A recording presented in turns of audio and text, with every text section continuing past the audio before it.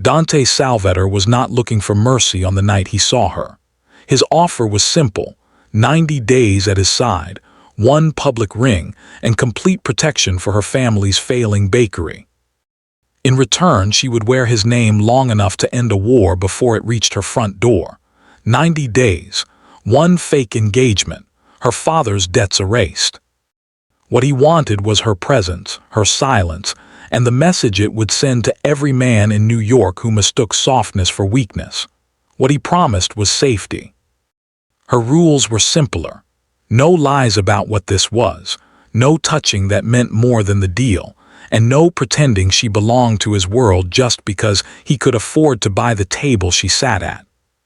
But before the 90 days were over, neither of them would keep their rules. Because the girl who waited 2 hours without breaking was about to learn that some men do not arrive late. They arrive like fate. By the time I looked at the clock for the 5th time, the coffee had gone cold enough to lose its smell. The restaurant had gone quieter too, which was worse. Quiet did not mean people had stopped noticing me. It meant they had noticed enough and were pretending not to. 2 hours. I had arrived with my hair pinned up, my best black dress pressed, and my mother's thin gold cross lying cold against my throat. Matteo had texted at 7 that he was 10 minutes away. At 7:30 he said traffic. At 8, nothing. At 8:15 the waiter stopped asking if I wanted to order dessert. At 8:30 I became the woman at table 12. At 8:40 I heard a soft ring. A silver spoon touched porcelain at the table behind me. Just once. Clean, delicate, the kind of sound that should have disappeared under music and low voices. Instead it cut through the room like everyone had been waiting for it. I turned before I meant to. He sat 3 tables away in the private corner by the wine wall, one hand resting beside a tiny espresso cup. Dark suit, dark tie. Dark hair brushed back from a face too composed to be handsome in any safe way. Men rose when he entered his own silence. That was the first thing I noticed. The second was that nobody looked directly at him for long. Dante Salvator. I knew the name the way everybody in Little Italy knew it, in lowered voices, in invoices paid on time, in doors that stayed unbroken because his men stood in front of them. The Salvator family owned half the block by paperwork and the other half by memory. The maitre d' appeared beside me with the expression of a priest approaching a funeral. "Miss Bellini," he said gently, "would you prefer another table?" I frowned. Why would I? His pause was too careful. No reason. The women at the next table stopped whispering one heartbeat too late. "That's where he sat last week," one of them murmured, pretending to study the wine list. "Fed some red-headed thing from his own fork." Heat climbed my neck so quickly I felt it in my ears. Not because Dante Salvator had sat at the same table with another woman. That should not have mattered to me at all, because now I understood the pity, the glances, the little mercy in the waiter's eyes. I wasn't just a woman being left. I was the woman being left at the Mafia boss's old Mistress table. The waiter approached with my reheated risotto and Matteo's untouched veal. His hands shook a little as he set them down. "I can take these back," he whispered. I looked at the skin forming on the sauce, at the basil trying to stay green, at his face, young and already apologizing for things he hadn't done. "No," I said, "please leave them." He hesitated. I reached for my purse, "and bring me the check for both meals." "Miss, the kitchen made them," I said softly. "That isn't their fault." Something shifted in the room, small, invisible, but real. The waiter swallowed and nodded. When I finally lifted my fork, I couldn't taste the food. Shame ruins salt first, then butter, then breath. A shadow stopped beside my table. I knew it was him before I looked up. The air changed, like the room had quietly made room inside itself. "Your fiancé isn't coming," Dante Salvator said. His voice was low, not rough. "Worse than rough, precise." I set my fork down. "You seem very sure. He left the city an hour ago." That made me laugh once, a terrible sound.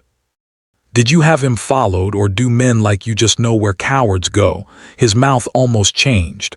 Not a smile, something closer to interest. May I sit? No, he sat anyway. Up close, he smelled faintly of cedar and cold air, like he had come in from a winter street and brought the dark with him. A silver spoon lay between his fingers. He turned it once, absent-mindedly, before placing it beside my cup. I hated that my pulse noticed his hands. I don't need your pity, I said.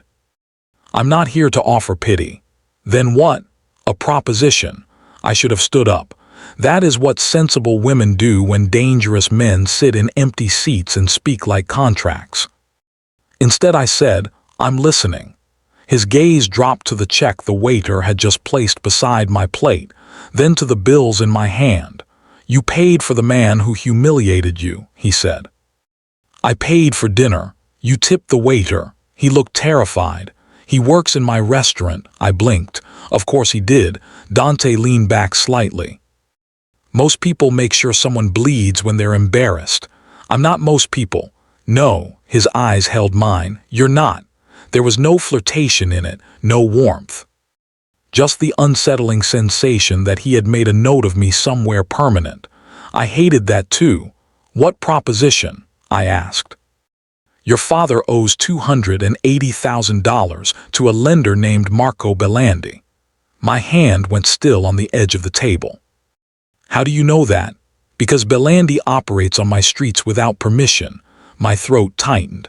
My father had sworn the loan was private, temporary. Just enough to keep Bellini Pasticceria open after his stroke. Just enough to cover hospital bills and the tax lien and the repair to the back ovens. Just enough to drown quietly. Dante continued. Belandi intended Matteo Gallo to marry you, secure a claim to the bakery, and sell the property once your father signed. Tonight was meant to make you desperate. The restaurant blurred for a second. Matteo. My Matteo with the careful hair and soft hands and ring still in my drawer, because we had not announced anything yet. Matteo who kissed my forehead like I was something fragile. Matteo who had let me sit in public for 2 hours while the city watched. Why are you telling me this? Because Belandi is trying to provoke me. Dante's gaze sharpened. And because I prefer to choose what happens at my tables.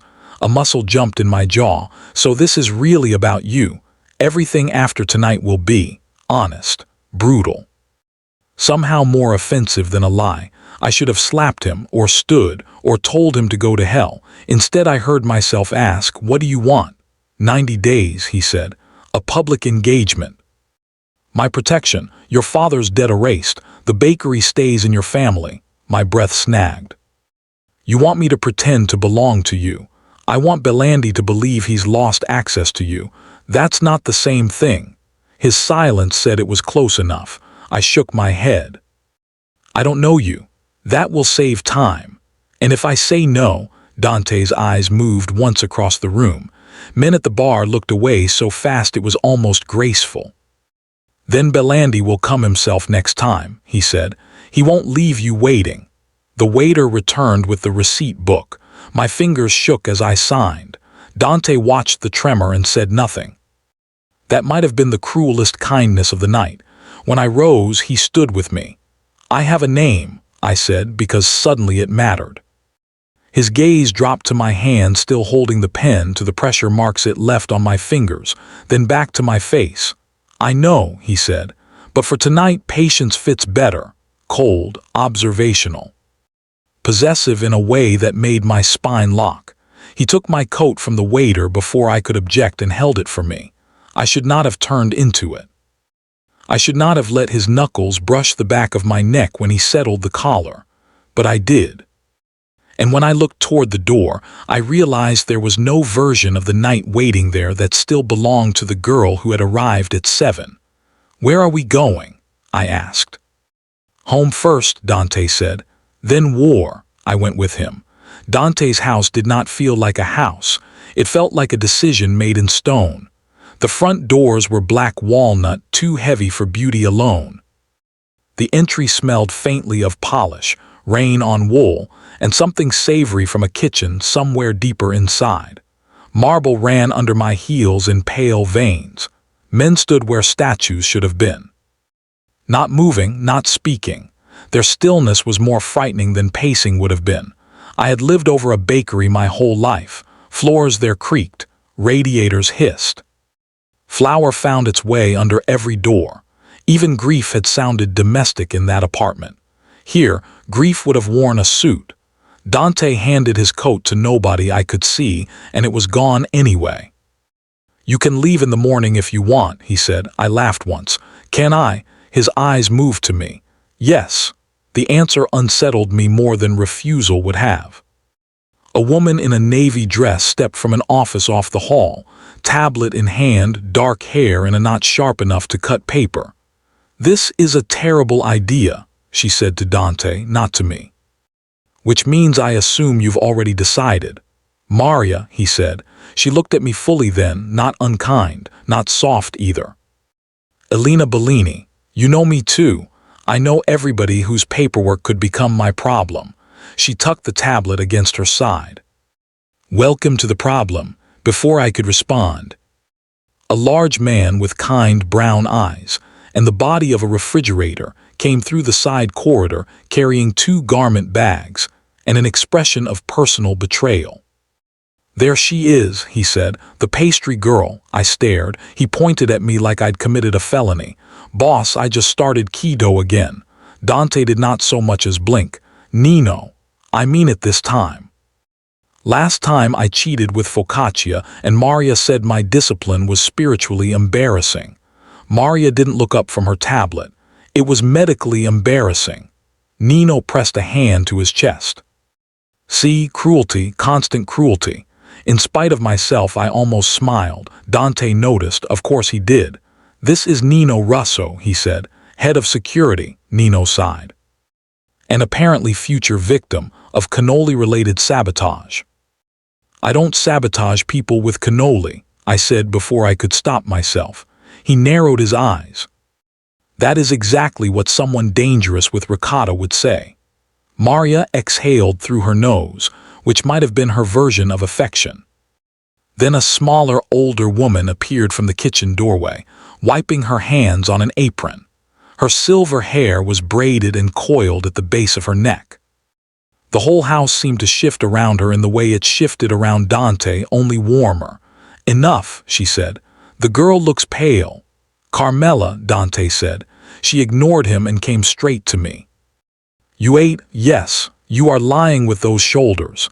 She took my hand and clicked her tongue. "Come."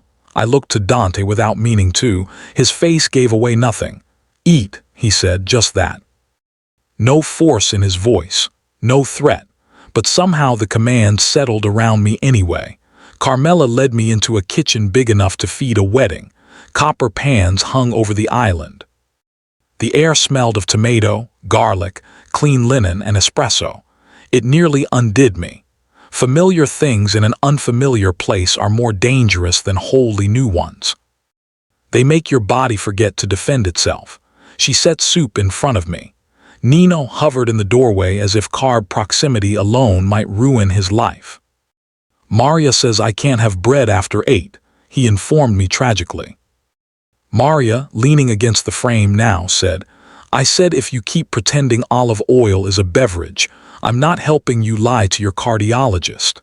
Nino put a hand over his heart again. "One day she will love me. She would have to notice you first," Carmela said. He looked at me. "You see." Hostile work environment. I took a spoonful of soup and nearly cried, which would have been humiliating, so I didn't. Instead, I asked Maria, "What exactly happens in 90 days?" She crossed her ankles. "Public dinners, a ring, a press leak to appropriate channels.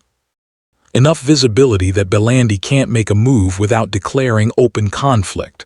And after, that depends on who's left standing." The spoon paused halfway to my mouth. Carmela swatted Nino with a towel as if that might rebalance the room. "Not in front of her. She's in front of Dante," Maria said. That ship sailed. I finished the soup because it gave my hand something to do. Because my apartment above the bakery would be dark right now, and my father would be asleep in his chair, with the television talking to itself, and Matteo would be gone. Because if I stopped moving, I might understand what I had done. When I returned to the hall, Dante was waiting near the foot of the staircase. He had removed his jacket. The holster under his shoulder was the first openly brutal thing I had seen on him, and the quiet of it frightened me more than if he had waved the gun around. "Your room is upstairs," he said. "Am I a guest or a hostage? If you were a hostage, Patience, you wouldn't ask." My chin lifted before I could help it. "Don't call me that." He stepped closer, not enough to touch. Enough that I felt the difference in the air. "You sat in front of a room full of wolves for 2 hours, he said. "You didn't break. You protected the waiter. You paid the check yourself." His gaze dipped once to my mouth and away so quickly I almost doubted it happened.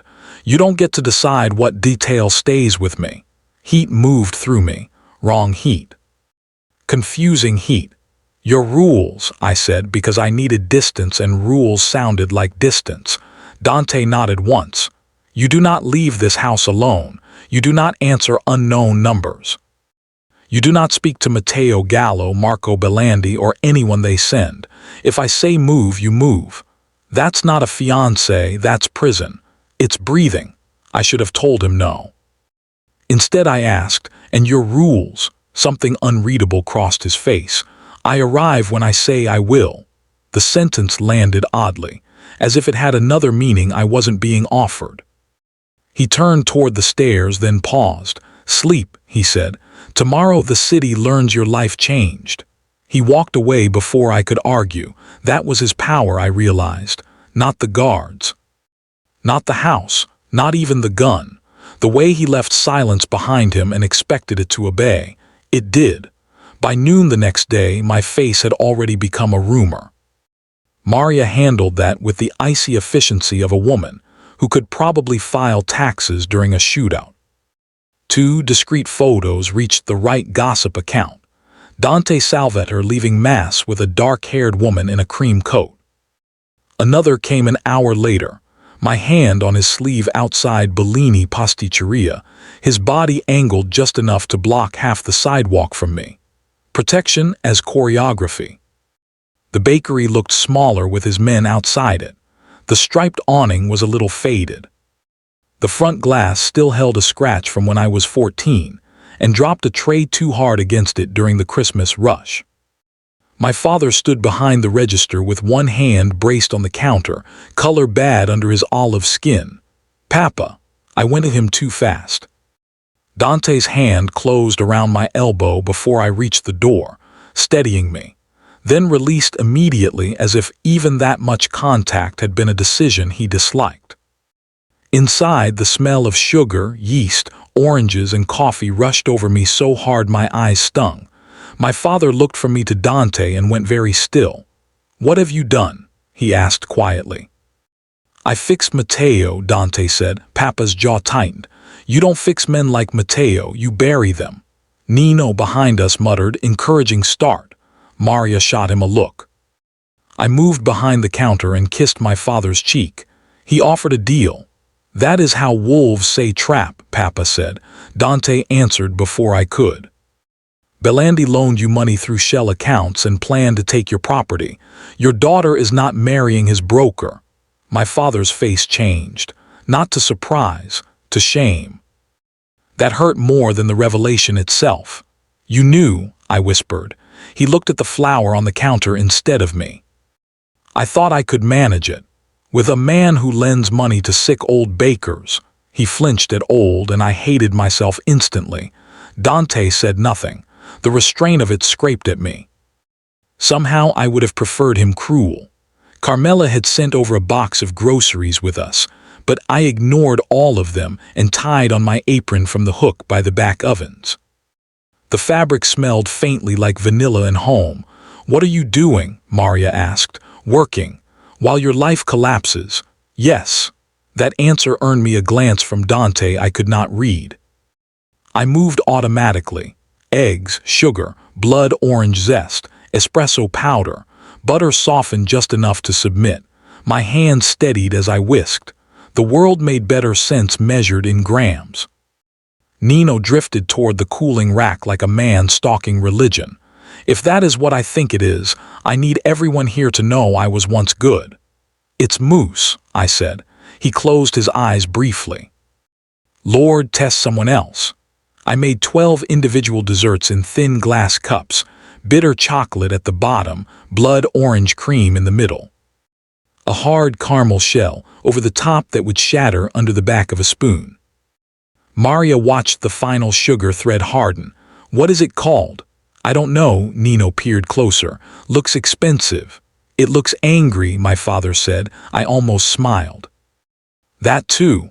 I plated one and without thinking set it in front of Dante. The whole bakery noticed. He looked at the dessert, then at me. Why? Because you turned my life sideways, and I still wanted to know what you tasted like when you weren't made of silence. Because I wanted, absurdly, to play something delicate in front of something dangerous and see what won. Instead I said, you bought the room. You can test the food. A corner of Nino's mouth lifted.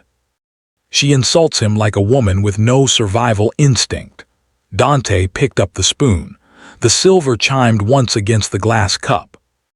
The same small, clean note from the restaurant, except this time the sound belonged to my bakery. He cracked the sugar shell. Something in my chest tightened. He took one bite, then another. Nobody spoke. Finally, Dante set the spoon down. What's underneath the caramel? Blood orange cream. And under that, espresso dark chocolate. His eyes held mine. Looks hard, breaks easily. Bitter under the sweetness. Heat rose in my face. You asked what was in it. I answered what it is. I looked away first. A customer entered then. An old woman from Mulberry Street, who squinted openly at Dante before buying 2 sfogliatelle and blessing herself. The absurdity of it broke the tension enough for breath to return. Later, while Maria reviewed inventories with my father and Nino mourned quietly over a sugar-free espresso, I boxed pastries in the back room. Dante came in without sound. This recipe, he said. I kept folding bakery paper because my hands needed a job. What about it? Your mother made something like it. I turned. You knew my mother. His face closed at once. Too late. I had seen the crack. No, he said. The lie was so deliberate it almost counted as truth in his language. Before I could push, a black SUV screeched to a stop outside. Nino's whole body sharpened. Maria swore once under her breath. Dante stepped to the front window.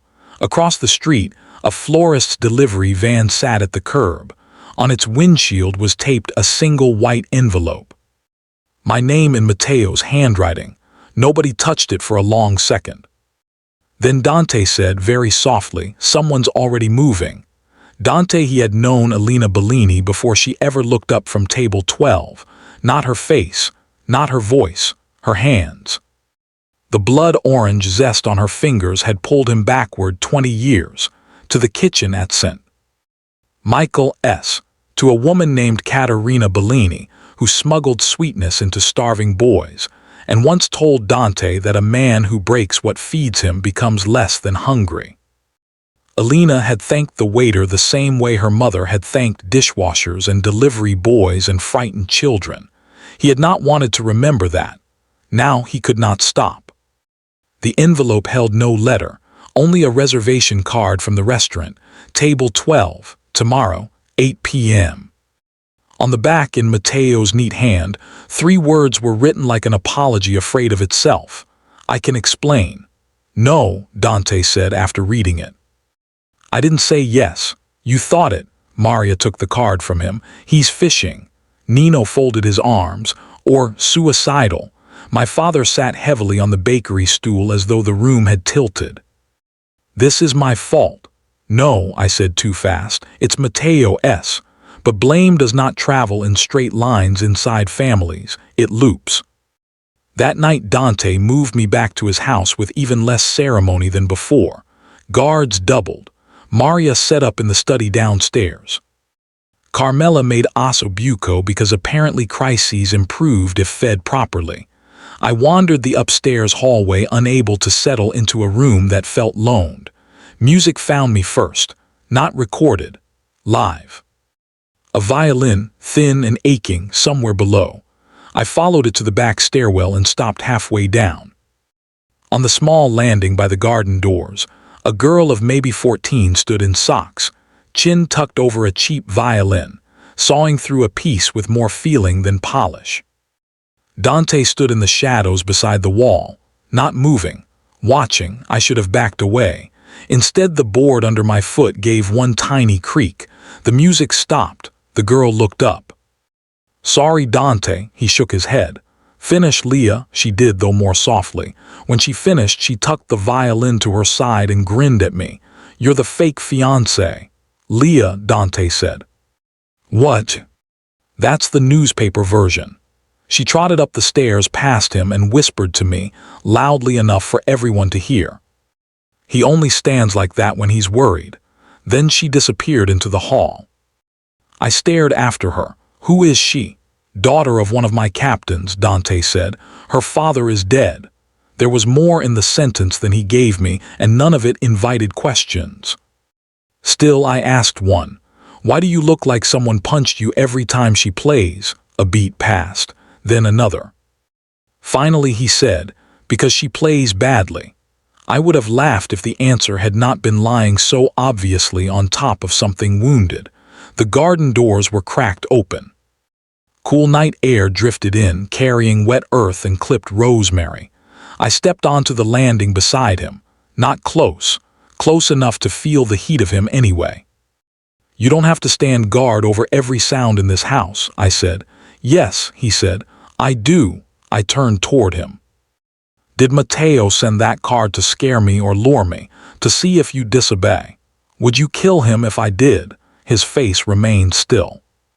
"Do you want the comforting answer or the useful one?" I should have been afraid. I was afraid, but not cleanly. Nothing around him stayed clean. "The useful one," I whispered. "Yes." The word struck between my ribs. From downstairs came Nino's voice floating up the corridor. "Maria, if I die tonight, please tell my mother I almost had abs." Maria answered, "If you die tonight, it will be because you keep saying things in front of armed men." Even Dante's mouth shifted a fraction.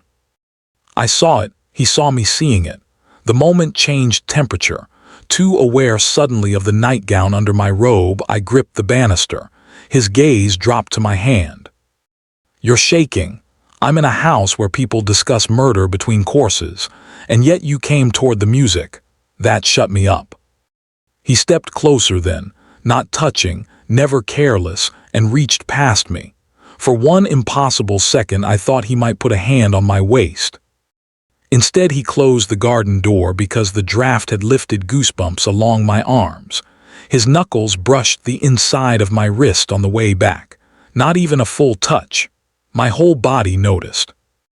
I hated myself for that with fierce sincerity. "There," he said, voice rougher than before. "Better." Was that concern? No. A lie then. Something flashed behind his eyes. A warning to me or himself, I couldn't tell. Footsteps thudded from below. Maria appeared on the landing holding a phone. Belandi made a call to Queens. Tommaso is tracing it. Behind her came a lean man in his 50s with wire-rimmed glasses and tired, intelligent eyes. Tommaso Ferri. Dante's doctor, I remembered Carmela mentioning. He gave me a small nod. "Miss Bellini." "Elena," I said. He smiled faintly. "You say that as if names are safe here." Dante took the phone from Maria. His whole posture altered, tighter, flatter, colder. The air around him became professional violence. Tommaso looked at me over the rims of his glasses. "You should sleep when you can. Men like him make dawn expensive." That should have been comforting from a doctor. Somehow it was. When the others went downstairs again, I started to follow. My slipper caught the stair edge. I pitched forward. Dante caught me by the waist before I hit the rail. Not hard, not roughly, just absolute. One hand around my side. One breath shared between us. My palms landed against his chest. Solid muscle under white shirt and holster leather. His heartbeat was slower than mine. That frightened me too. For a suspended second, neither of us moved. Almost. Then he set me upright with infuriating care and stepped back first. "Watch your step, Patience." The name landed differently this time. Still not warm. No longer cold enough to leave me untouched. I made it to my room and leaned against the locked door with my hand over the place it had been. Below me, the house filled quietly with men preparing for something. And in the middle of all that armed silence, all I could think about was how gently he had let me go. The next morning began with flowers, white lilies, expensive ribbon, no card. Carmela took one look and swore in Sicilian. "Funeral flowers," she said, "throw them out." I was reaching for the vase when the scent hit me under the floral sweetness. Not perfume, not pollen. Almond sharp, wrong, chemical at the edges. "Don't," I said. Everyone in the breakfast room went still. Dante, at the head of the table with untouched espresso before him, lifted his eyes to me. "Why?" I moved closer and bent over the arrangement without touching it. My bakery-trained nose had saved 1,000 pastries from bad extract and stale nuts. "Because that isn't just lilies," I said. "It smells like bitter almond." Tommaso frowned. "Cyanide?" Maria stepped back instantly. Nino made the sign of the cross and then seemed offended at himself for doing it. Dante did not move. "Are you certain?" "No," I swallowed. "I'm certain it shouldn't smell like that." He nodded once. "Nino." The entire arrangement disappeared from the room in 3 seconds flat. Nobody spoke until the door shut behind him. Maria looked at me with new calculation. "Useful." Carmela smacked the back of her head as she passed. "Human first. Useful after." My hands started shaking only then. Dante noticed. He always noticed. He rose, crossed the room, and took the coffee pot from my fingers before I spilled it. "Sit," he said. "I'm fine." "No." He pulled out the chair beside his own, not touching me. Worse somehow than if he had. I sat. Tommaso took swabs from the table and muttered about labs. Maria started making calls. The room moved again, but with the jagged rhythm of near-miss disaster. Dante poured water into a glass and set it in front of me. "Drink." I did, because disobeying him with an audience felt too intimate. When the others cleared out, he remained beside me in the suddenly too large room. "You smell poison in flowers now?" he asked. "I smell kitchens, sugar, burnt nuts, fruit that turned before anyone admitted it." I wrapped both hands around the glass. "When you grow up counting ingredients because you can't afford to waste them, your nose becomes rude." For a second, his gaze rested on my fingers. Flour had dried in the half-moons beside my nails. I had not noticed. "My mother taught me," I said before I could decide not to. "You asked about her recipe." He stilled. "She used to make donation trays for places all over the city, churches, shelter kitchens, one boy's home downtown." I looked up. "St. Michael's, does that mean anything to you?" Too much passed over his face, too fast, there and gone. "No," he said, another lie. I should have pressed. Instead, I asked the question I was more afraid of. "What happened to the redhead?" His brow shifted slightly. "What?" "The woman at the restaurant last week. The one they called your mistress." Something in him turned to ice so quickly I felt the temperature drop. "She buried her husband that morning," he said. "She was 6 months pregnant and hadn't eaten." Shame burned through me so hard I looked away. "I didn't know." "No." His voice stayed level. "You didn't." That was the first real cut he had given me, and I deserved it. I stared into the water glass. "I'm sorry." A long pause. Then quieter, "So am I." Before I could understand what he meant, Maria entered at speed. "The florists never received payment. Cash order, fake name." But the courier camera caught Matteo. The room sharpened. My body betrayed me by hurting first and thinking second. Dante saw that too. Of course he did. "He's weak," I said, more to myself than anyone. "Weak men are dangerous," Maria replied. They want to be forgiven while they're selling you. I stared at the table until the grain blurred. Some part of me had known Mateo was weak. I had mistaken it for gentleness because I wanted a life where men did not frighten rooms by entering them. That felt stupid now. Expensive too. Dante's hand settled flat on the back of my chair, not touching me, just there, a wall I had not asked for and still leaned toward. "We go to the bakery," he said. Maria looked up sharply. That's exactly what Belandi wants. He also wants her uncertain. Dante's gaze shifted to me. "Are you?" "No, yes." I hated that he could ask both answers out of me with one word. "There's something there," I said. "What?" I looked at my father, who had gone gray around the mouth. "Not for this room." 10 minutes later, I was in the bakery's back office with Dante and Maria. My heart beat hard enough to make my throat ache. The safe under the desk stood open. Papers had been torn, drawers emptied, tins dumped onto the floor. Flour dust coated everything in a ghost-white veil. "He knew where to look," Maria said quietly. I knelt by the overturned shelf anyway and dragged out the red flour tin from behind the sacks of semolina. The false bottom I had taped inside was still there. Barely. Dante watched me peel it up. Inside lay 3 flash drives, photocopies of loan agreements, and the ledger pages I had stolen from Mateo's leather briefcase 2 months ago, while he was in my father's hospital room pretending to care. Maria's eyebrows rose. "Well," I kept my eyes on the pages. "He came in after closing one night. He thought I was upstairs. He made my father sign an extension." I swallowed. Papa's hand wasn't steady enough, so I practiced the signature first. If Belandi ever pushed it, I wanted proof the second one was coerced. Silence. Then Dante said, "You forged your father's name." "Yes, to save him." "Yes." Maria lifted one of the pages, scanning the columns. "Shell companies, delivery routes." "Payoffs?" She looked at me differently now, less like weather, more like a person carrying hidden tools. "Why didn't you take this to the police?" I laughed once. "Because I'm not 12. That earned the smallest shift from Dante, approval maybe, or pain. I stood too quickly and knocked my hand against the prep counter. A shallow slice opened across my palm where broken glass had fallen under the flour. Dante moved before I did. He caught my wrist, turned my hand over, and swore under his breath at the blood. "It's nothing. It's bleeding. That's how cuts work." Maria took the ledger without looking up. "I'll give you 2 a moment before one of you says something revealing." She left the office with the pages tucked under her arm. The room felt smaller immediately.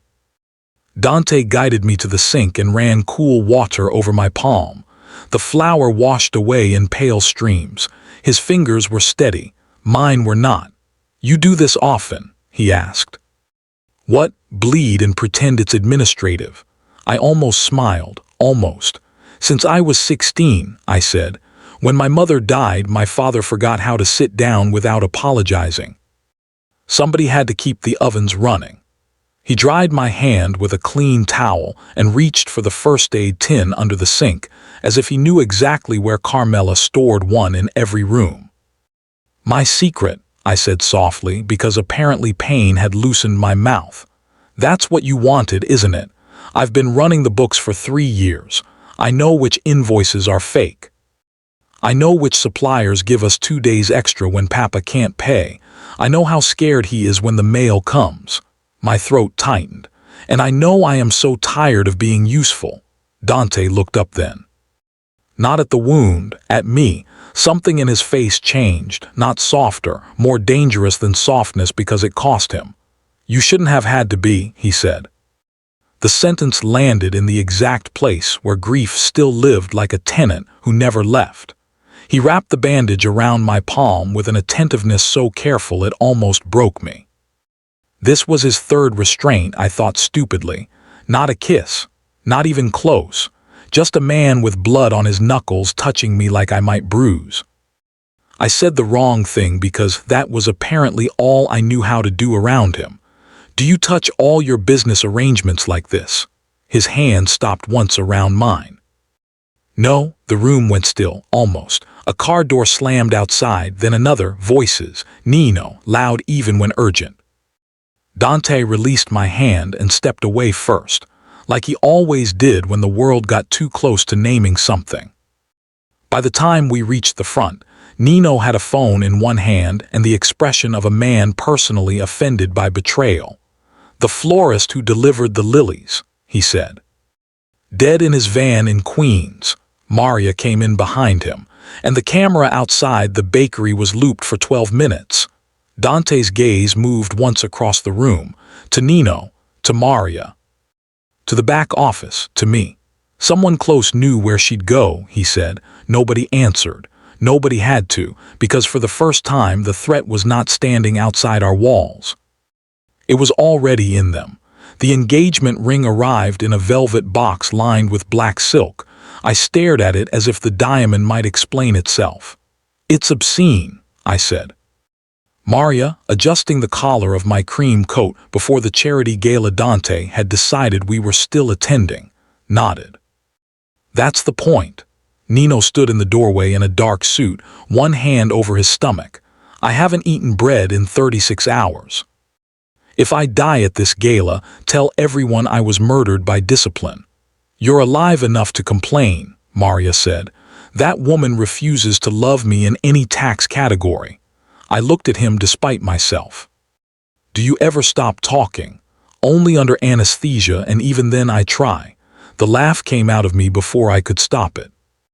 Dante, already waiting at the foot of the stairs, lifted his head at the sound. I forgot the ring for one dangerous second. Black suit, white shirt, no tie tonight. The top button opened just enough to make my pulse feel unprofessional. Men in his world were always armed, but on him the violence hid so elegantly it felt indecent. His gaze dropped to my hand, to the bandage still beneath the glove, then to my face. "Ready, patience?" "No, yes." We left in a convoy, the city sliding dark and gold across the SUV windows. Rain slicked the streets. Under the bridge on Houston, traffic slowed. Dante sat beside me in the back, one hand on his knee, still as if stillness were a weapon he sharpened daily. I kept noticing his hands. I kept resenting that. "You can still turn around," he said quietly. "And do what?" "Leave." I looked at him. "Would you let me?" His eyes stayed on the windshield. "Yes." The answer hurt in a way I did not understand. Then the first shot hit the car ahead of us. Glass burst. The driver swerved. Nino's curse cracked over the comms like a thrown bottle. Everything happened at once after that. Another shot. Then 5. The world turned into noise and motion and rain exploding under tires. Dante hauled me down across the seat before I understood I was moving. His body covered mine completely, one arm around my head, the other already drawing his gun. "Stay down." The command left no room for fear, so fear moved elsewhere, into my bones, into the taste of metal at the back of my tongue. The SUV rammed through the half-formed barricade and fishtailed under the overpass. Men came out from between concrete columns with muzzle flashes blooming in the rain. Dante opened the door while the car was still moving. I grabbed his sleeve. "No." His eyes found mine for one sharp, impossible heartbeat. Then he was gone. I had seen armed men before, holsters. Guards, the quiet theater of danger. I had not seen Dante Salvator move. He crossed wet pavement like the rain belonged to him. No wasted motion, no shouting, no rage. Just terrible, efficient certainty. 2 men dropped before I processed the second shot. A third came from behind a pillar and Dante turned, close enough now that the sound of the gun was smaller than the impact of his body changing direction.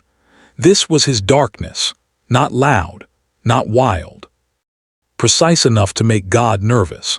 By the time Nino yanked my door open and half-dragged me into the underpass recess, my hands were shaking so hard I couldn't feel my fingers. "Good news," he panted, taking cover beside me. "Keto no longer seems important." A hysterical laugh almost escaped me. Then I saw the blood soaking Dante's sleeve. Everything inside me went cold. The attack ended in under 3 minutes. It felt like a year. We did not go to the gala. We went to a safe house near the river, an old brick townhouse that smelled of dust, coffee, gun oil, and rain-damp wool. Tommaso arrived 6 minutes later with a field kit. Maria with him, pale and furious. "It was our route," she said while Tommaso cut Dante's shirt sleeve away. The attackers knew the route. The bullet had carved across flesh instead of entering, but the sight of blood on him did something ugly to my breathing. Tommaso glanced at me. "Sit down before you fall down." "I'm fine." Nino, pressing a bag of frozen peas to his own bruised side, said, "If she faints and lands on me, I'm filing a complaint." Maria took his peas away. "You're unbelievable. I'm concussed romantically." Later, when Tommaso had finished and the others were downstairs arguing over phone records, I found Dante in the narrow kitchen, standing over an untouched cup of tea. The spoon chimed once against porcelain as he set it down. My chest tightened. "You should be resting," I said. "So should you." I took the damp dish towel from the counter and stepped closer before I could lose my nerve. "Sit." His brow lifted. I said sit. For 1 second I thought he might refuse on principle. Then he did it. I cleaned the blood from the back of his neck where Tommaso had missed some. My fingers trembled once against warm skin. Dante's jaw flexed. He didn't move. Neither did I almost. "You saw enough tonight to leave," he said. "I saw enough tonight to know leaving wouldn't end it." "That isn't the same thing." "No," my throat tightened. "It is." The towel paused against his shoulder. I stared at the place where my hand was, then forced myself to meet his eyes. "I don't know what this is," I whispered. "I only know I don't want fear to be the last true thing between us." Something broke behind his stillness, not outwardly, inwardly, worse. He lifted one hand and stopped with it hovering beside my face, giving me all the room in the world to move away. I didn't. His fingers touched my cheek. That was all. Then his mouth found mine with a restraint so painful it almost felt gentler than a kiss should. No hunger taken, no claim forced. Just a man at the edge of himself, asking in the only language he trusted. I kissed him back because not doing it would have been the lie. When he pulled away, his forehead rested once against mine. "Patience," he said, and the name sounded ruined now. "Human, you should hate me for how much I want more." I was breathing too hard to answer. He stepped back first. Again. And I understood with a clarity that frightened me that his restraint was not lack. It was care sharpened into suffering. Dante, it was the waiter. Not her face, though he had memorized that too. Not the dress, not the humiliation. It was the way she had been wounded in public and still turned her body toward the smaller fear in the room. Her mother had done that. No one else had. No woman in his world had ever been hurt and chosen kindness before revenge. He had been lost from that moment and had called it strategy because the truth was more dangerous. Downstairs, Maria's voice cut through the house. "They hit the root, Dante. This isn't pressure anymore." He looked at Alina one last time and knew the lie could not hold another night. War had arrived. The city changed after the ambush. Or maybe I did. Every doorway became a decision. Every idling car a message. Men in suits no longer looked polished to me. They looked armed. Even silence had edges now.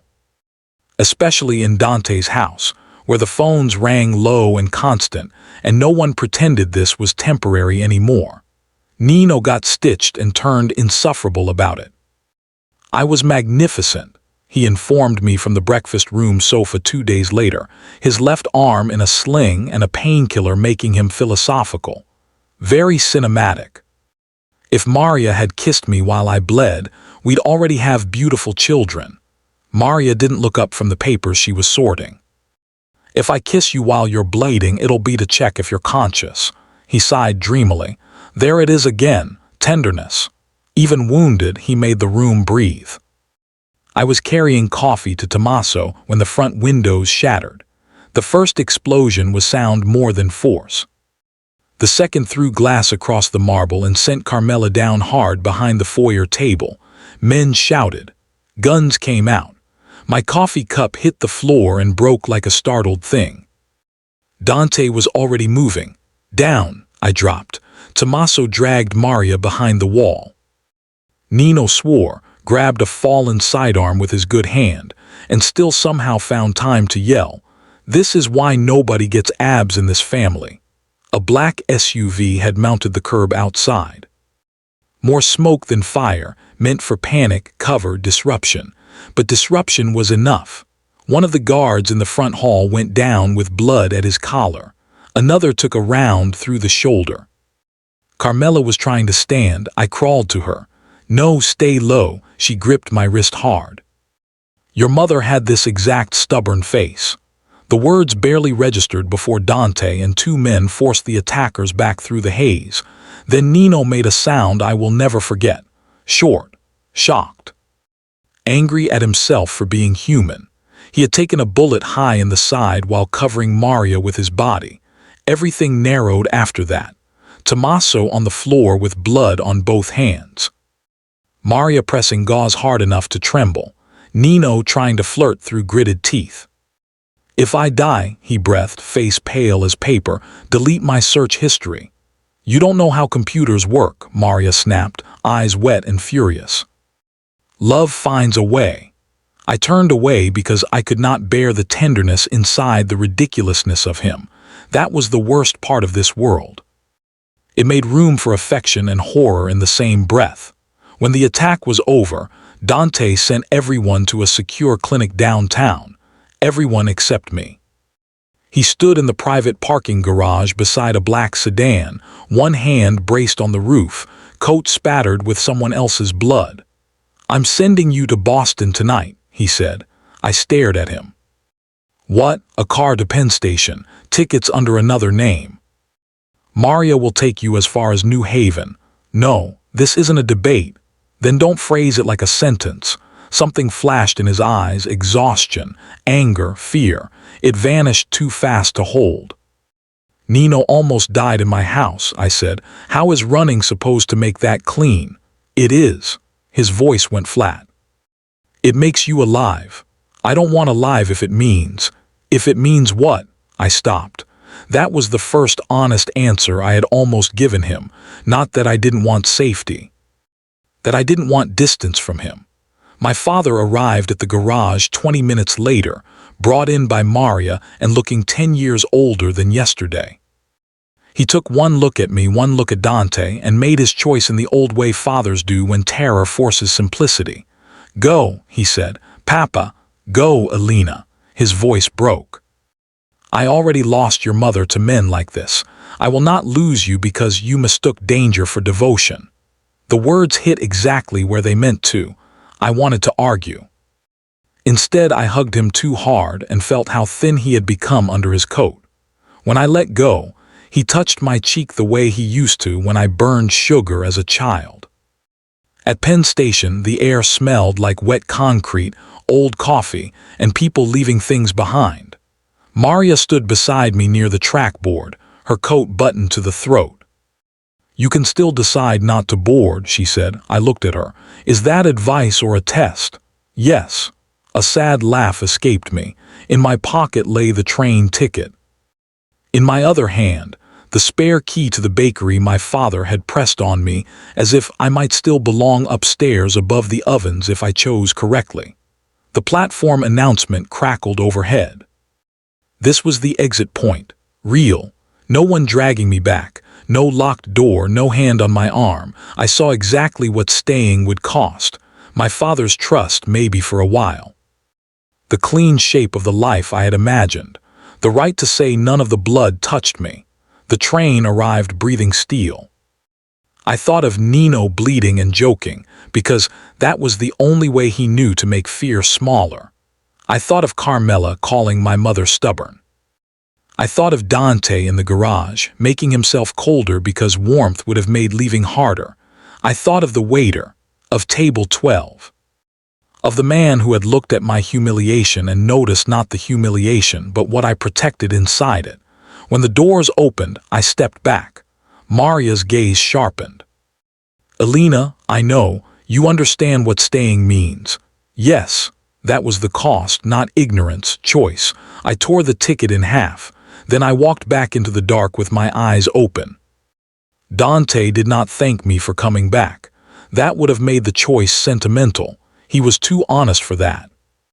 He just looked at the torn train ticket in my hand, then at me and said, "You need better shoes if you're going to defy me this often."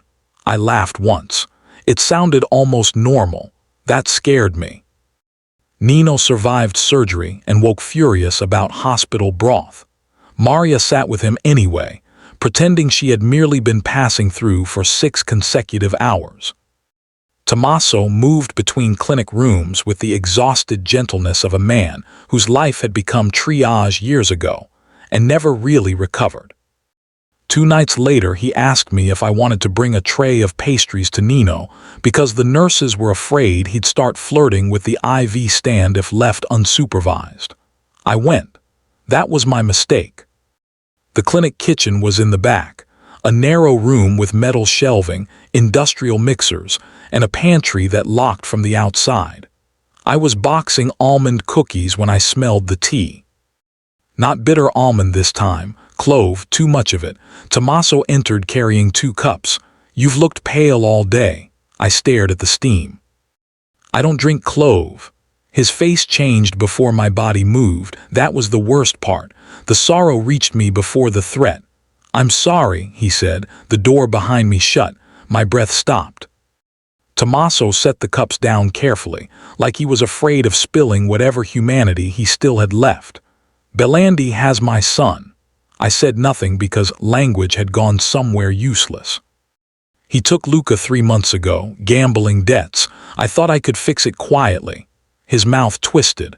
"Men like me always think we can bargain with rot if we sound calm enough." The room tilted. "You poisoned the flowers." "No, you leaked the root." His eyes closed once. "Yes." Pain moved through me in a strange direction then, not fear first, but grief. Tommaso with his tired glasses and dry warnings. Tommaso who told me Dawn was expensive. Tommaso who had bandaged Nino and checked my pulse and sat with Carmela when her arthritis flared. "Why bring me here?" I asked. "Because Belandi wanted you alive." He opened the pantry with a key from his pocket, and because if I left it to his men they would enjoy it. That was somehow worse. He gestured me inside. I went because the barrel at his waist did not leave much room for moral theater. The pantry smelled of flour, dried herbs, old sugar, cardboard, and fear. He locked the door behind me. For a while I stood very still in the dark and listened to my own breathing try to become someone else. Then I forced my hands to move.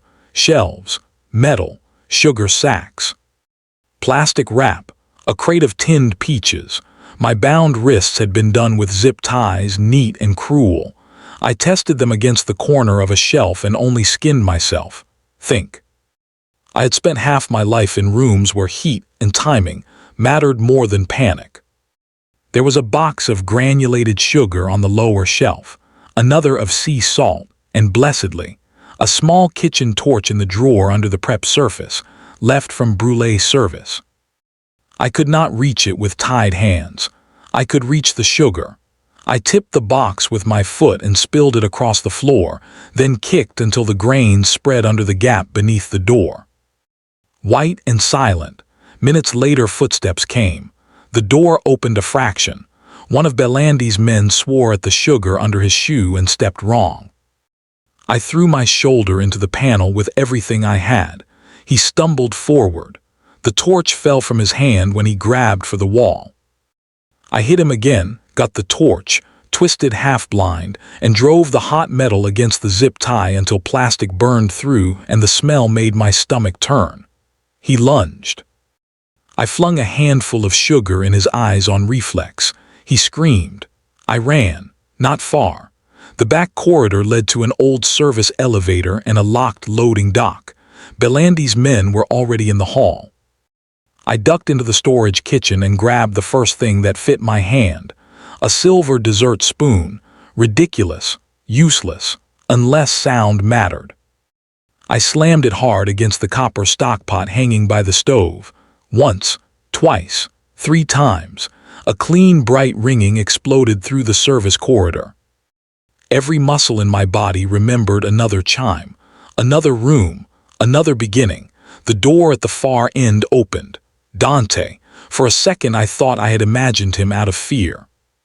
Then one of Belandi's men flew backward into the wall, and I understood rescue by impact. Gunfire cracked in the corridor. I dropped, crawled behind the prep island, and nearly collided with Tommaso on his knees by the pantry door. He had blood under his mouth. "They'll kill Luca anyway," he said thickly. I knew that. I looked at him and saw not traitor or doctor or coward. Just a man who had tried to love one thing enough to excuse every wrong choice after it. It did not excuse him. That hurt too. Bootsteps shouting. Nino's voice, astonishingly alive and furious somewhere beyond the smoke. I got shot for this family, and nobody even let me cheat on my diet. Then Belandi himself stepped into the kitchen doorway. Elegant coat, dry shoes, smile like a paper cut. He looked at me first, not Dante. "You have your mother's eyes," he said. The world stopped. And for the first time since table 12, I knew with perfect certainty that whatever came next would split my life into before and after. Belandi looked like a man who had been born in churches and chosen not to stay. That was the first thought I had, not because of holiness, because of the restraint. Villainy is more frightening when it has table manners. Dante stood in the corridor with a gun leveled, and a darkness on his face I had never seen turned all the way outward. Nino, white around the mouth but upright, braced one arm against the wall behind him. Maria was somewhere to the left, issuing orders in a voice like sharpened glass. Belandi smiled at Tommaso bleeding on the floor. "You did your part." Tommaso spit blood at his shoes. I had not thought I would love him for anything after this. Apparently I was wrong. "Luca," Tommaso rasped. Belandi's expression did not change. "Dead yesterday." The silence that followed felt anatomical. As if somebody had cut the room open and shown us where mercy would have been if any of us deserved it. Tommaso made a sound so small it almost wasn't one. Then Dante fired. Belandi moved aside in time, one of his men taking the round in the throat instead. Chaos ripped the corridor open. I dropped behind the steel prep table again as shots punched sparks from the wall. My knees hit sugar still scattered across the tiles. It clung to my skin like glass dust. Tommaso crawled toward the door and hauled himself up by the frame. "Elena," he said. I looked at him. "There's a side latch on the loading dock," he whispered. "Jammed. Kick high." Then he turned, pulled the spare gun from his ankle holster, and stepped into the line of fire he had spent 3 months creating. 3 shots, 1 from him, 2 into him. The noise swallowed everything after. I reached the dock door on instinct and drove my heel high just where he'd said. The latch gave on the second hit. Cold night rushed in with river air and diesel and shouting men from outside. Salvator guards poured through. Dante reached me only after it was already ending. He caught my shoulders so hard I felt the imprint of his hands through my coat. His eyes moved over my face, my throat, my wrists, checking damage the way other men checked weather. "I'm here," I said, because he looked like he might tear the building apart to prove it to himself. That did something terrible to his breathing. For 1 second in the middle of the wreckage, his forehead touched mine, wordless, raw, more intimate than the kiss had been. Then he turned away and put a bullet through Belandi's last moving guard with that same dreadful efficiency, and the spell broke into reality again. Later, in the armored car racing us back downtown, I sat across from him with a blanket around my shoulders and sugar still stuck to my palms. Nino, pale but grinning through pain, leaned against the opposite door. "I would like the record to show," he said, that I have now been shot, stitched, insulted, and denied pastry in 1 calendar week. Maria, beside him, answered without looking up from her phone. You stole 2 cookies from the clinic kitchen. 2 courage cookies. I started laughing then, not because it was funny, because if I didn't, I would scream. The sound broke halfway through and turned into something uglier. I pressed my fist against my mouth. Dante crossed the car in one smooth movement and crouched in front of me, the blanket bunching between us. Look at me, patience. I did. Breathe. I tried, failed, tried again. His hand came up slowly, deliberately, and rested at the back of my neck. No force, only anchoring. There, he said, again. By the 4th breath I could see him properly, not the boss. Not the city's rumor. A man staring at me like surviving had cost him more than blood. Back at the house, after Carmela cried over me and then slapped Nino lightly for making jokes while half dead, I found Dante alone in his study. The desk lamp caught the hard line of his cheekbone. His jacket was gone, his tie absent. Fatigue made him look almost young, which was somehow the saddest thing I had ever seen on him. Belandi said I have my mother's eyes, I said. Dante went still. You knew her. It wasn't a question anymore. He looked at the dark window rather than at me. That was answer enough. When, I asked, St. Michael's. The room narrowed. My mother volunteered there. Yes. And you lied. Yes. I could have shouted, thrown something, demanded a full accounting of every silence. Instead, I heard the smaller thing beneath it. The wound hiding under the lie. Why? His jaw flexed once. Because I was too late once already. Nothing in me moved after that. Not anger, not forgiveness, just waiting. When he finally looked at me, the breaking point was visible now. Barely, but visible. If Belandi gets another hour to breathe, he said, voice stripped down to iron, more people die. I understood then that whatever truth he owed me would come through blood first. I hated that I understood it. I hated more that part of me accepted it. Then finish it, I whispered. His eyes closed once like the permission hurt. When he opened them again, the boss had returned. Tomorrow would decide what survived him. And for the first time, we both knew love would not be enough to save us from the cost. Belandi chose the alley behind my family's bakery for the final exchange. Of course he did. Men like him never kill you only once. They return to the place where it will echo longest. Rain had washed the city clean by dawn, but the alley still smelled like yeast, wet brick, diesel, and old garbage. The back delivery door stood scarred where years of crates had kissed it open. I had loaded cannoli boxes there with my mother.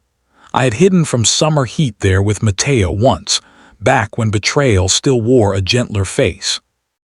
Now the alley held rifles, armored cars, and the final shape of things. Belandi had taken my father at first light from the church basement where Carmela thought he'd be safest. He wanted Dante. He wanted the Ledger drives. He wanted the past staged like theater. He got all of us instead. Maria took the roofline. Nino, against direct medical advice and all known reason, handled the van team with one arm still bound under his coat. If I get shot again, he told me over the comm, I'm eating lasagna in heaven. You are not dying for carbs, Maria replied. Dante looked at me once across the loading dock before the operation began. Black coat, black gloves, face unreadable except to me now. I had learned the fractions, the almosts. The places where care hid because it had nowhere honorable to stand in a war. You stay behind the second truck, he said. I stay where I can see. Elena. No, my voice shook and still held. I have spent this whole story where men told me to wait. I am done waiting. Something moved in his face. Pride and fear braided too tight to separate. He handed me a radio and a slim pistol with the safety already explained twice the night before. If it comes to this, don't hesitate because you think that makes you good. I took it. Does it still make me yours if I'm terrified? His gaze locked on mine. More. That was the first and only time the old brutal claim came close to tenderness before the end. The exchange went wrong exactly when it should have gone smooth. Belandi appeared with my father shoved to his knees, Matteo Gallo beside him looking hollowed out and desperate enough to be dangerous. The drives changed hands. Belandi smiled. Matteo raised his gun not at Dante but at me. Weak men are dangerous. I saw it 1 second too late. The shot never reached me. Tommaso, somehow still breathing from sheer unfinished guilt, stepped from behind the dumpster line where Maria had hidden him for ambulance transfer and took the bullet through the chest. He looked shocked more than hurt. Then he fell. Everything after that broke open. Dante moved first. Nino's team second. Maria's shot took Matteo through the shoulder and spun him against the brick. My father crawled for cover. Belandi fired twice and disappeared deeper into the alley smoke. I ran to Tommaso. There was too much blood. Doctors should never look that surprised by dying. He caught at my sleeve with red fingers. "Your mother," he said, voice fraying. "Back door 12 years ago, she called Dante first." The alley vanished. All sound went dull. Tommaso coughed blood and forced the rest out anyway. Belandi wanted her vans, charity deliveries. She refused. His eyes found Dante somewhere past me. He came, late, not faithless. Late, then he was gone. Dante found me kneeling in blood and pulled me behind the truck just as bullets chewed the brick where my head had been. I hit his chest with both hands. "You knew." His face was white with something far older than this morning. "Yes, my mother called you, yes. Were you too late because of him?" I pointed blindly toward the alley. "Or because of you?" The truth passed between us before he said it. Both. There it was. The cost, the piece of him no one gets back after naming. For one unbearable second I thought I might break right there, in the wet grit behind the truck, with war screaming around us. Instead I heard Belandi shout from the alley mouth, laughing now because he thought the truth would do what bullets had not. It nearly did. Dante looked at me as if waiting for sentence. I put the spare magazine in his hand. "Finish it," I said again, "and come back." Something in him went black and clear at once. He stood. The fight ended where it had begun 12 years earlier. Behind the bakery delivery door under the weak security light my father never remembered to change. Belandi held a knife by the time Dante reached him, old school and intimate, as if he wanted to drag Dante into a smaller century for the last wound. They looked alike for one terrible instant. Not in face, in origin, two boys from the same hunger, two men Caterina Bellini had fed. One had learned power as protection. The other had learned power as revenge against ever needing anything again. Belandi smiled through split blood. "She knows what you cost now," Dante answered with silence. Then he killed him. Not wildly, not cruelly, efficiently, final. When it was over, the alley held rainwater, gun smoke, Tommaso's body, Matteo sobbing against the wall, and my father praying in a language older than all of us. Dante came back to me with Belandi's blood drying on his knuckles and grief in his eyes so naked it almost undid me. He stopped a foot away. "It is over," he said. For the first time I believed him. War leaves paperwork. That felt obscene and true. 3 weeks after the alley, Maria had converted Belandi's shell accounts into asset seizures, debt dissolutions, and a list of names men in expensive offices would suddenly remember not to protect. She did it with the serene malice of a woman alphabetizing ruin. Nino healed badly and complained beautifully. "My doctor says low sodium," he announced over Sunday lunch in Carmela's kitchen. "This family is attacking me from angles medicine hasn't even named." Carmela set a second helping of baked ziti in front of him. "Eat," he brightened instantly. "I knew you loved me." Maria, across from him with a stack of ledgers and a glass of sparkling water, said, "That isn't love, that's witness tampering." Even my father laughed at that, though softly. He had started coming to the house twice a week. He and Dante did not trust each other, but they had both stood in the same alley now, and some understandings are built from uglier foundations than trust. The bakery reopened with fresh paint on the back door and new locks that clicked with more dignity than the old ones ever had. I went back to work in the mornings. Not because life had returned to what it was, because it hadn't, and bread still had to rise anyway. That was when I understood survival might be ordinary work performed after extraordinary damage. Dante came by less often than he wanted, more often than was safe for me. I knew that because every room changed when he entered it, even if he only came in for espresso and a quiet word with my father about shipments, permits, neighborhood nonsense that now bent in our favor. He never touched me in front of others, unless necessity made the choice for him. That restraint was its own kind of intimacy.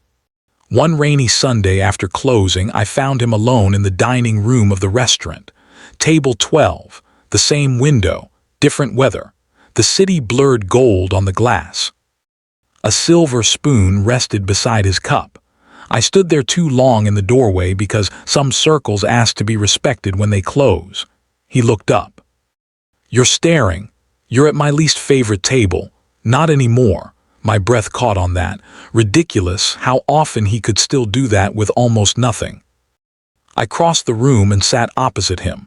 No audience now, no pitying strangers, just candlelight and the sound of rain tracing the window. "I was angry with you," I said. "I know, I'm still not finished with it. I know." The certainty of his acceptance unsettled me more than defense would have. He slid something across the table, not the engagement ring. A smaller box, dark leather. Inside lay my mother's gold cross, newly repaired where the clasp had weakened years ago, and beneath it a plain band of brushed gold. I looked up slowly. "This isn't a fairy tale," Dante said. His voice was low, economical, giving away nothing it didn't have to. "I won't insult you with one. I was late once in the worst way a man can be late. I built a life around never failing like that again and still brought blood to your door." His hand stayed flat on the table, as if resisting the urge to reach. "If you wear this, it won't make me clean. It won't make my world gentle. It will only mean I stop calling you temporary." I could not speak for a second. The rain thickened against the glass. "When did you know," I asked, "that I would ask?" "No," my throat tightened, "that it was me." He looked at the spoon, then back at me. "The night you paid the waiter," he said. "The night you defended the kitchen when humiliation would have excused cruelty. Your mother did that. You do too." A breath, barely. "It destroys me every time." I did not cry elegantly. I never had. The tears came hot and humiliating and impossible to stop. Dante's chair scraped softly. He came around the table and crouched beside me, not in front of a room, not as a performance. Just close. "I'm not asking because I deserve yes," he said. I laughed through the tears. "Good." His mouth almost moved. "I'm asking because this is already the life I come back to." That did it. I put my hand in his. "Then don't ask me like a boss." His fingers tightened once around mine. "Elena," I waited. "Stay," he said simply. "As long as I do." Nothing about it was polished. Nothing rehearsed. It carried the weight of alleys, funerals, sugar, gun smoke, and all the almosts that had gotten us here. So I answered with the truest thing I had. "Yes." He slipped the band on my finger with hands that had ended men and bandaged cuts, and held my face like prayer. Then he kissed my knuckles and said, "Good girl," so softly it became reverence instead of command. When he looked up again, the nickname came with it, full and warm now. No edges left sharp enough to wound me. My patience. Outside, the rain kept falling on a city that had not changed for us at all. Inside, something quiet finally had. 9 months later, the first thing I noticed was the sound. A silver spoon against porcelain. One clean, familiar chime from the kitchen downstairs. I smiled before I opened my eyes. Morning in the Salvetter house no longer felt borrowed. That was the strangest miracle of all. Not the ring, not the guards who now nodded to me with something like affection. Not even the fact that Maria kept a drawer in our study for bakery invoices, because apparently my life had become a merger. It was the ordinary noise, water in old pipes. Carmela arguing with a produce delivery over tomatoes. Nino loudly swearing he had not eaten the breakfast sfogliatella, while powdered sugar sat on his shirt like evidence presented by God. Maria threatening to marry an accountant out of spite if he didn't stop, romancing carbohydrates in public. Warmth built itself from stupid, repeated things. I dressed and went down barefoot, the marble cool under my feet. Dante stood at the stove in shirt sleeves, one hand around an espresso cup, the spoon resting between his fingers. Morning light caught in the scar on his wrist, and the hard line of his jaw softened by sleep he had actually managed to get. He looked over as I entered. There are men who say I love you easily. Dante had said it only once, months ago, after a nightmare put me on the floor beside him with both of us breathing too hard to pretend. He had said it like a confession to a locked church. Since then he mostly said it like this, by remembering how I took my coffee, by sending a car for my father in the rain, by making sure Leah's violin lessons were no longer paid in cash envelopes from embarrassed captains, by coming home. Morning, he said, morning. His gaze dropped to my bare feet.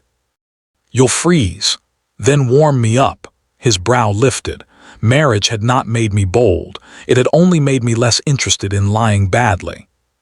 Before he could answer, Carmela bustled in carrying fresh rolls and a look of profound disapproval at romance before noon. Eat first, she said. Then ruin each other. Nino wandered in behind her holding a lunch container. Maria made me boiled chicken again. If this is love, I reject it. Maria entered with her coat over one arm. That's not chicken, it's halibut. He looked wounded. You see, we don't even speak the same language. I laughed and reached for a plate. That was when I noticed the young server by the pantry door. New, barely 20, terrified. She had dropped a saucer and was standing in the wreckage of it with apology already all over her face. I'm so sorry, Signora, she whispered to me, not to Carmela. Not to Dante. To me, because women who run households become the shape fear recognizes. The room had gone briefly quiet. Dante watched from the stove. I crouched and started helping her gather the broken pieces. It's a saucer, I said, not a hanging offense. Her shoulders loosened a little. Go get another from the cabinet, I told her. And take a roll before Nino invents a medical reason to steal it. Nino clutched his chest. I am being slandered in my own breakfast. The girl smiled then, sudden and shaky and young, and hurried to obey. When I rose, I found Dante looking at me with that old, devastating stillness. Not cold now, never cold with me anymore, just struck. The same way he had looked in the restaurant all those months ago when I had protected the waiter instead of myself. Bookends, I realized, are only visible when you survive far enough to turn around. He crossed the kitchen slowly. No audience mattered here, but he still moved like a man for whom touch meant choosing. His hand settled at my waist. Warm, certain, home. You did it again, he said. What? That? His gaze flicked toward the pantry door where the relieved server had disappeared. You get hurt and still look for the smaller fear in the room. I swallowed. In chapter 1 of my life with him, he had named it before I knew it had a name. Now I did. It costs you, I asked. Dante's thumb moved once against my side. Everything. The truth of it did not frighten me the way it once would have. That was the unresolved thread, maybe. Not whether I loved him, not whether he loved me. But whether love can ever be clean when it is built beside blood and still chosen anyway. He bent and pressed a kiss to my temple. Then so quietly only I heard it, my patience. The spoon still rested on the counter where he had left it. I picked it up, stirred his espresso once, and let the silver chime against porcelain. Same sound, Different life. Dante took the cup from my hand and kissed me, gentle and sure and fully earned. Outside the windows, New York moved on without asking who had survived it. Inside, the ordinary held. And that, in the end, was the most radical thing either of us had ever built. Would you have chosen Dante and let all that blood become part of your life too?